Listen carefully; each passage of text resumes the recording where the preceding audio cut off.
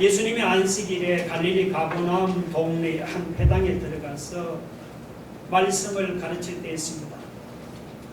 그때 마침 그 회당 안에는 귀신 들린 사람이 한 명 있었습니다.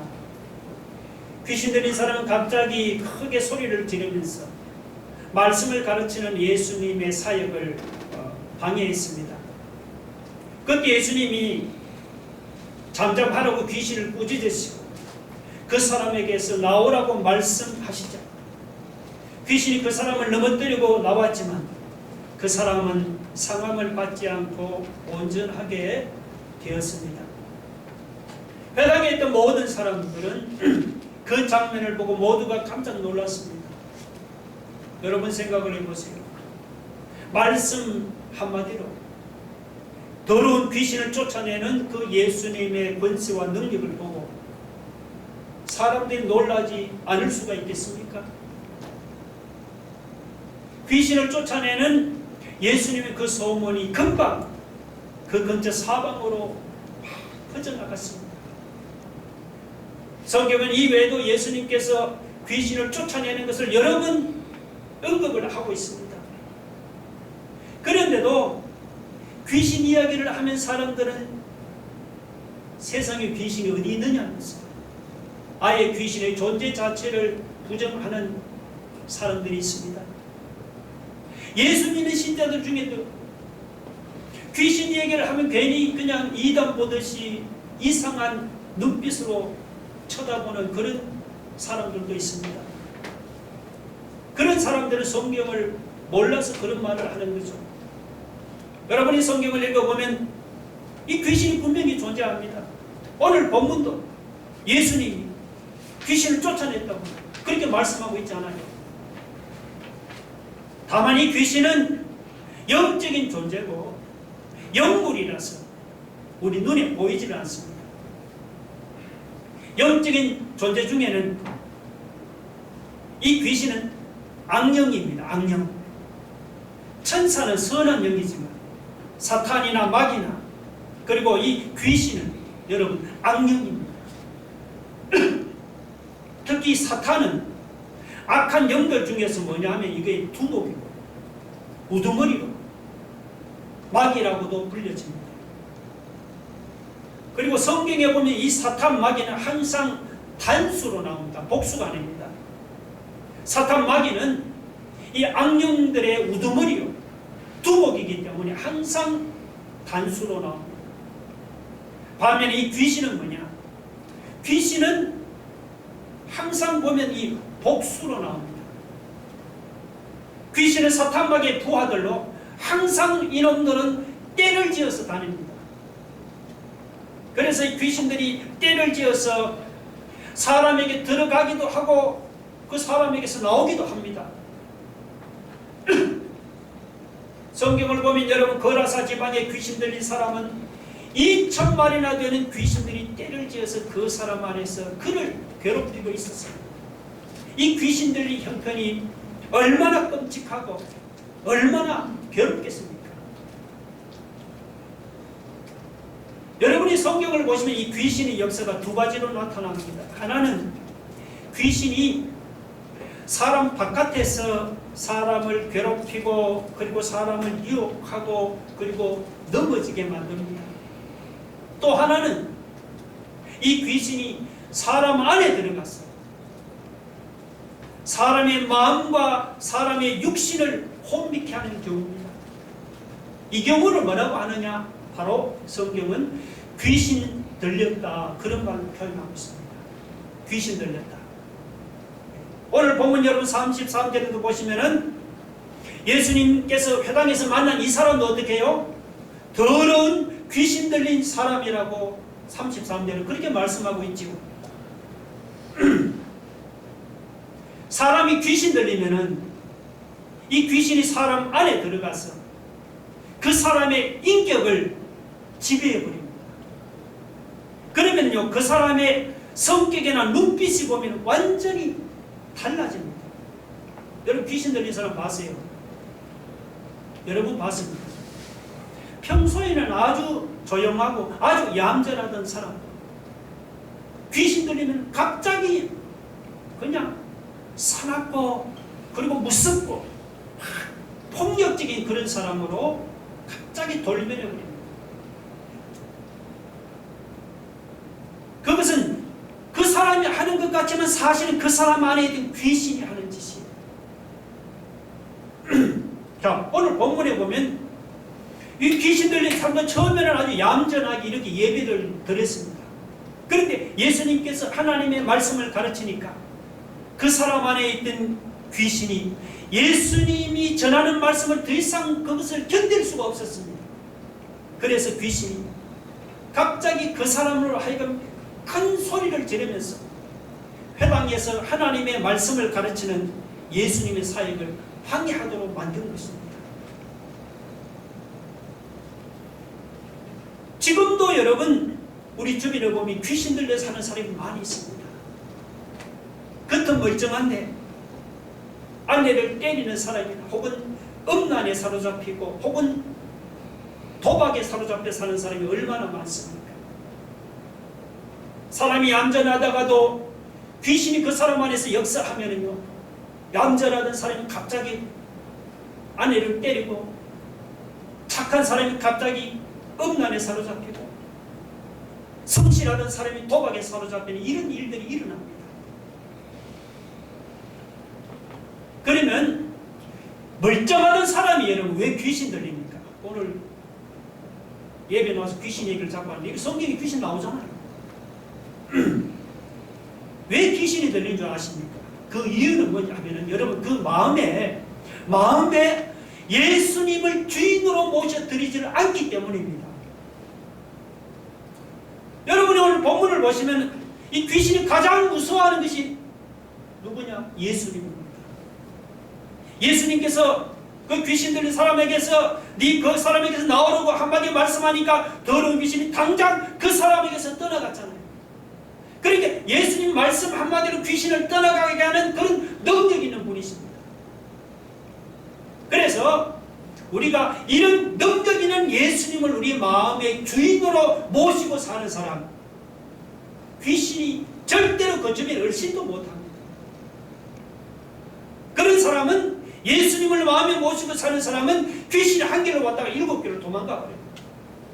반면에 욕심이 나든지 혹은 음란이라든지 돈을 주인으로 모시고 사는 사람이 있습니다.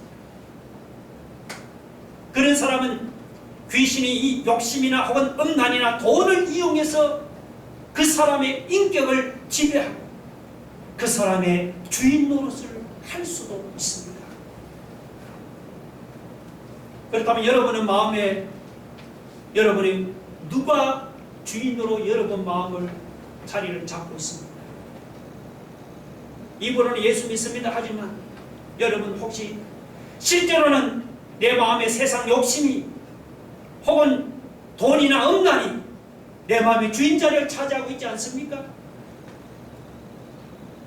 그러면 교회 다녀도 말이죠, 귀신 들려서 우리 인격과 우리의 마음을 귀신에게 내어줄 수 있습니다. 여러분, 우리가 그런 비참한 신세로 전락하지 않기를 원하신다.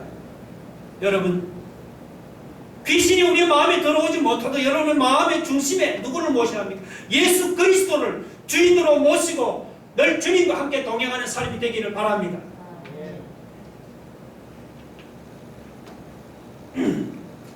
마가복음 6장 5절에 보면 예수님의 고향 나사렛 마을에서는 사람들이 예수님을 믿지를 않고 배척을 했어요.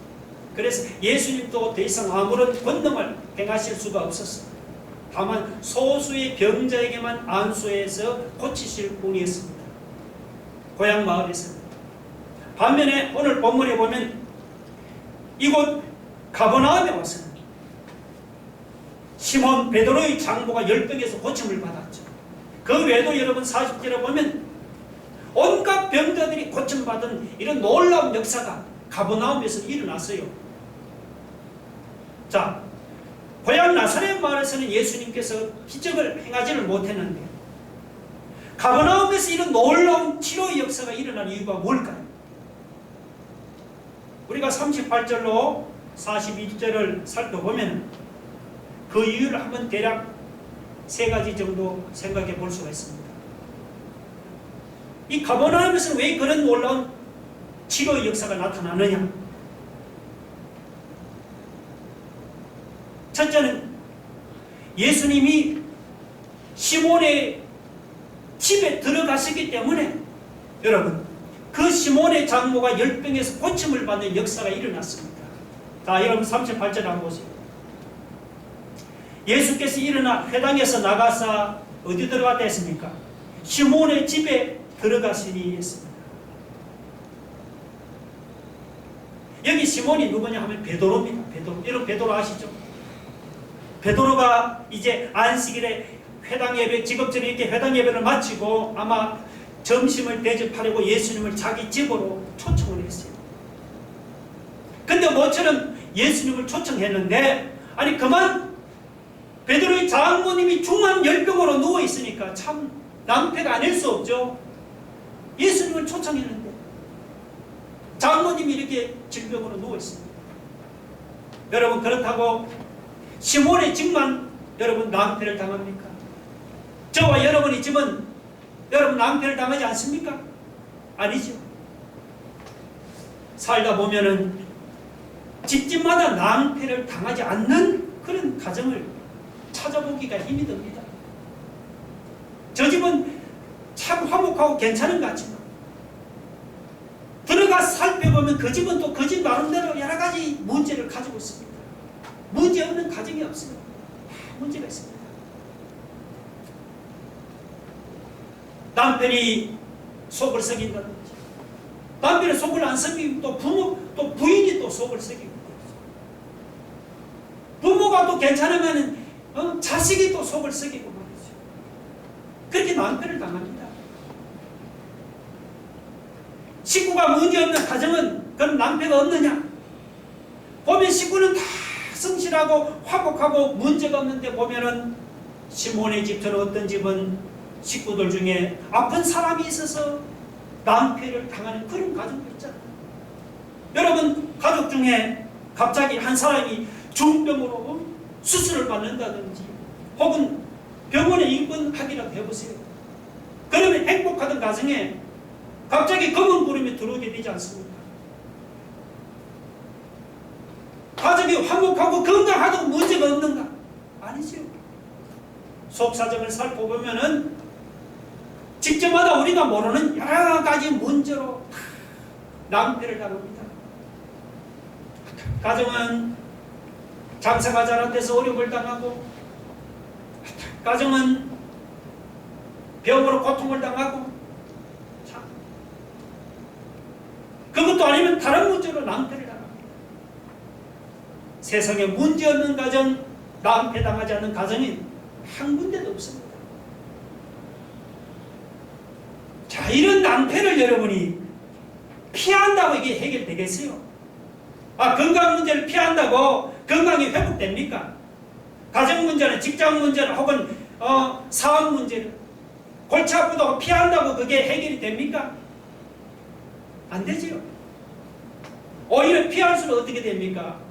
건강은 더욱더 악화되고, 피할수록 가정 문제나 사업 문제나 직장 문제 더욱더 심각해질 뿐입니다.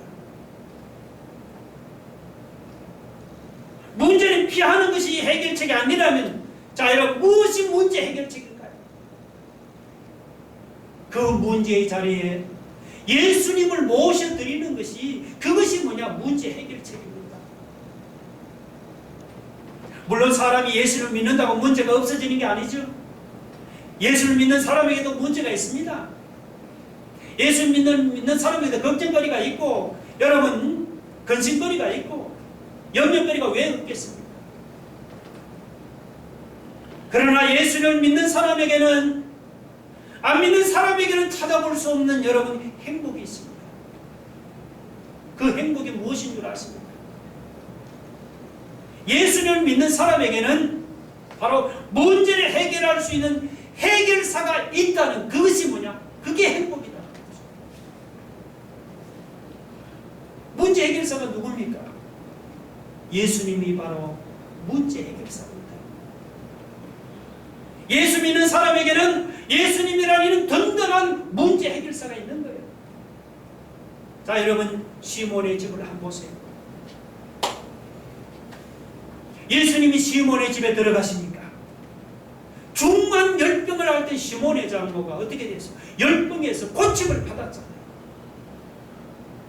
예수님이 시몬의 집에 들어가시니까 열병으로 낭패를 당하던 시몬의 집 문제가 깨끗하게 해결되었습니다. 예수님이 바로 문제 해결사인 겁니다. 오늘 우리 집에는 어떤 문제가 있습니까? 가족이 건강이 안 좋아서 문제가 있습니까? 코로나로 사업에 어려움을 당해서 문제가 있습니까? 자식의 속을 썩여서 문제가 있습니까? 어떤 문제가 있더라도 우리가 낙심하지 마시고 우리에게는 문제 해결사가 되시는 예수 그리스도가 계시다는 사실을 여러분이 믿으시기 바랍니다. 문제 있는 여러분의 가정에 예수님을 주인으로 모셔드려 보세요. 시몬의 집에 예수님을 모셔드렸더니 중환열병을 할 때 시몬의 장모가 깨끗하게 고침받지 않았습니까? 우리도 문제는 우리 집에 예수 그리스도를 모셔드리고 문제 현장에 우리가 예수 그리스도를 모셔드리면 예수님이 우리의 문제 현장을 해결해 주십니다. 시몬의 장모를 고쳐주시듯이 우리가 예수 그리스도를 우리의 집에 모셔드리면 예수님께서 우리의 집 문제도 깨끗하게 해결해 주실 줄 여러분 믿으시기 바랍니다. 둘째는 뭡니까? 사람들이 시몬의 장모를 위해서 예수님께 구하였기 때문에 시몬의 장모가 열병에서 고침받는 그런 일이 일어난 것입니다. 자, 38절 끝에 한번 보십시오. 사람들이 뭐라고 합니까? 그를 위하여, 시몬의 장모죠. 그를 위하여 예수께 뭐라고요?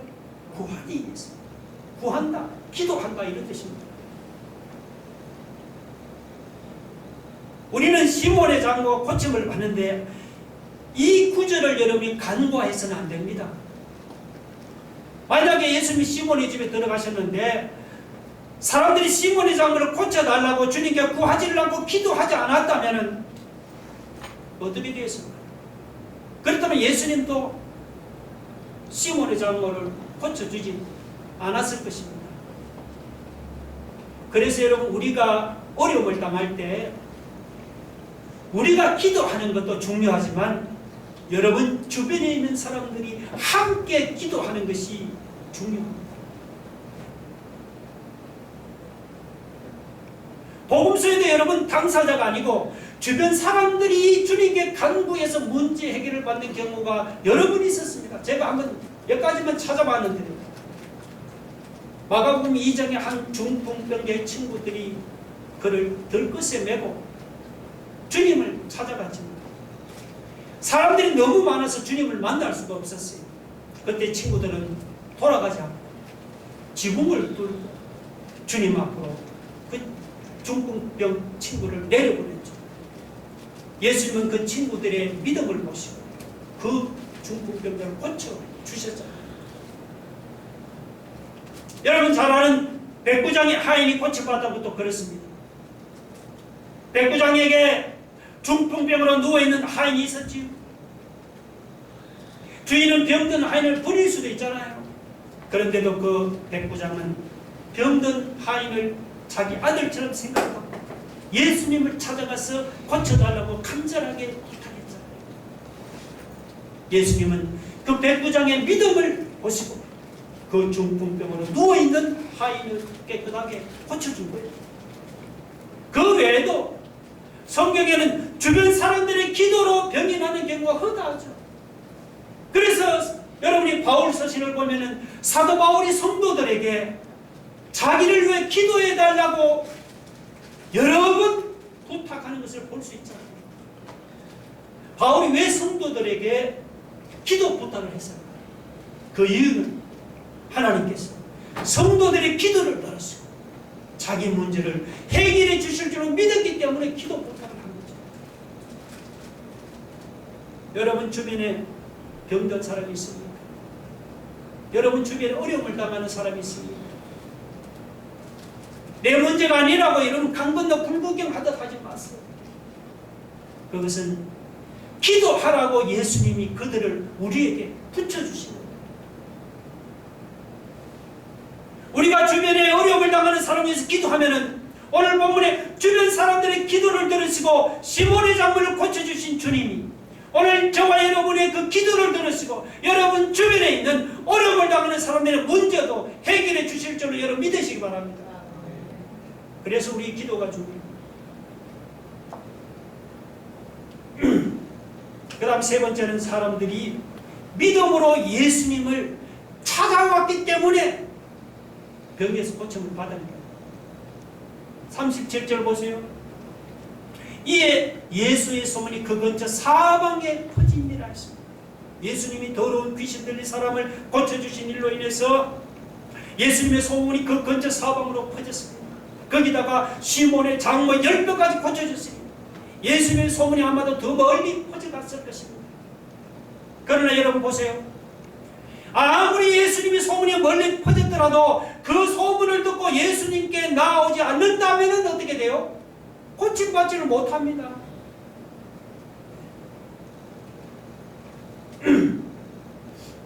40절에 보면은 보세요.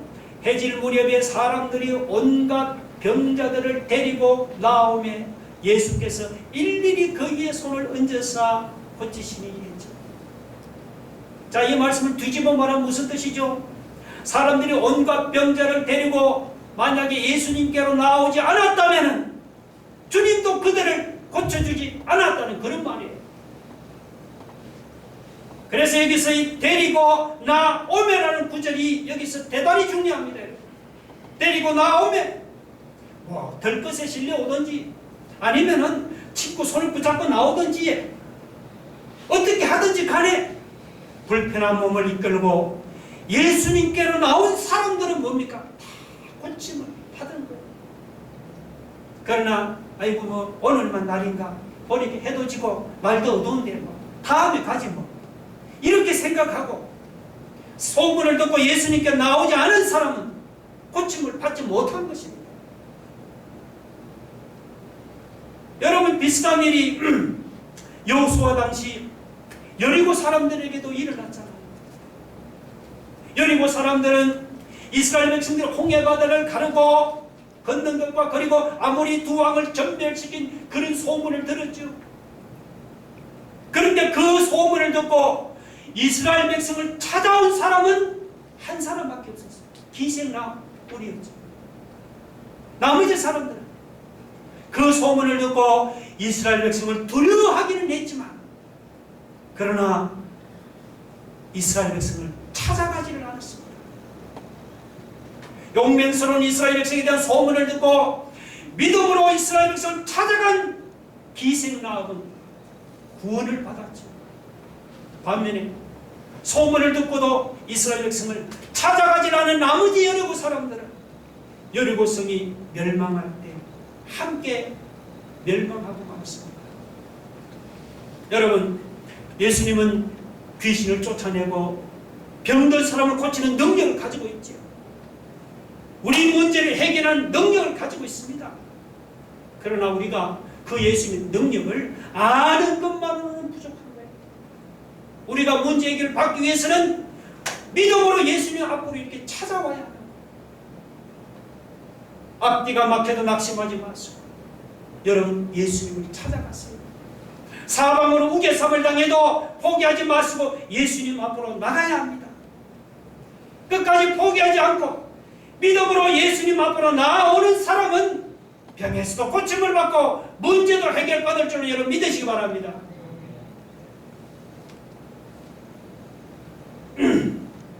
오늘 본문 31절로 여러분 이 40절은 안식일 하루 동안에 일어난 사건입니다.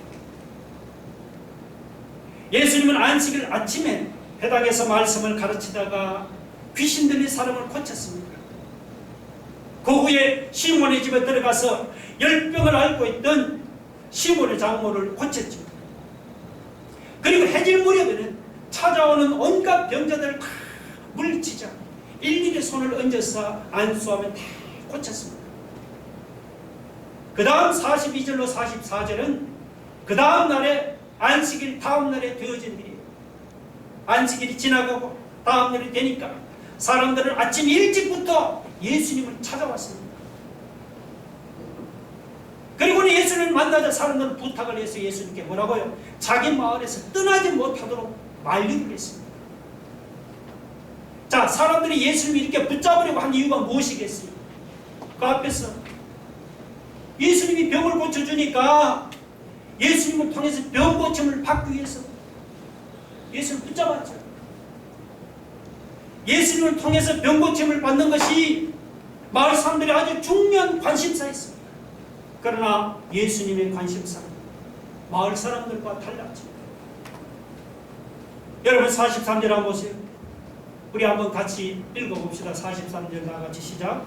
예수께서 이르시되 내가 다른 동네에 하나님의 나라 복음을 전하여 하니 나는 이 일을 위해 보내심을 받았노라 하시고. 자, 예수님을 붙잡는 마을 사람들에게 나는 이 일을 위해 보내심을 받았노라. 여러분 이 일이 무슨 일이에요? 복음을 전하는 일 아닙니까? 복음 전하는 일. 예수님은 복음 전도를 위해서 하나님 아버지로부터 보내심을 받았습니다.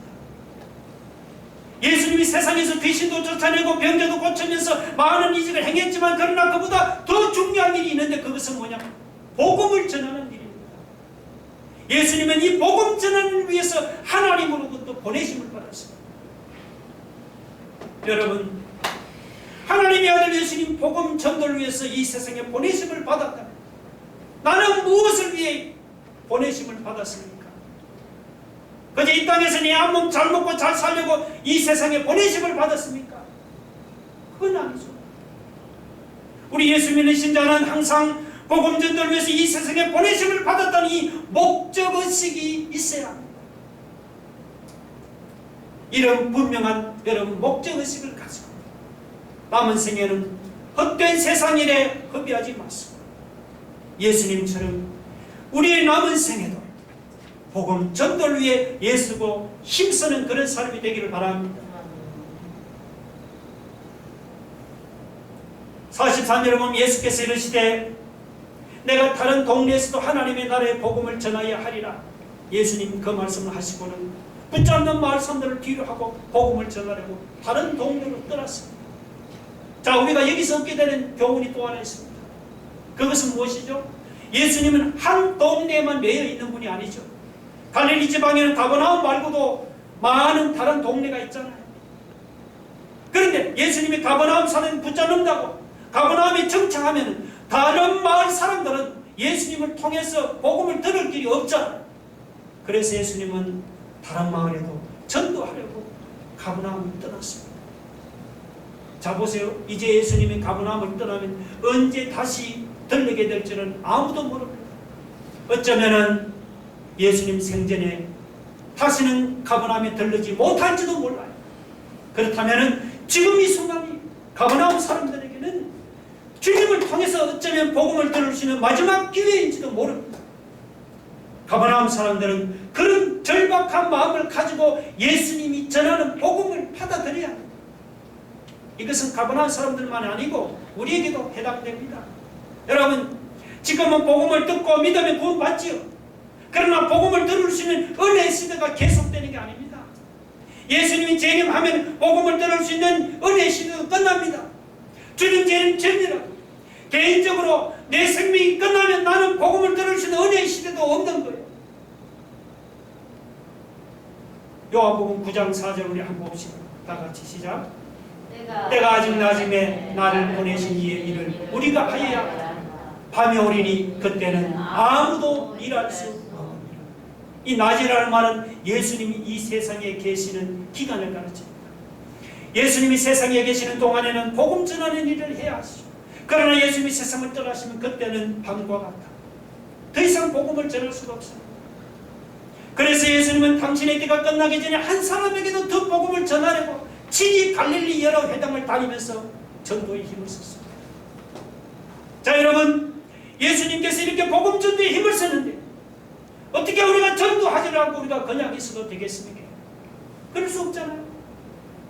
여러분, 주변에 예수 안 믿는 가족이나 친척이나 친구가 없습니까? 오늘 안 되면 내일 전도하지, 그렇게 차일피일 미리 좀 마시고. 여러분, 전도할 수 있는 날이 계속되는 것이 아닙니다. 지금 전도하지 않으면 다음에 전도할 기회가 더 이상 없을지 몰라요.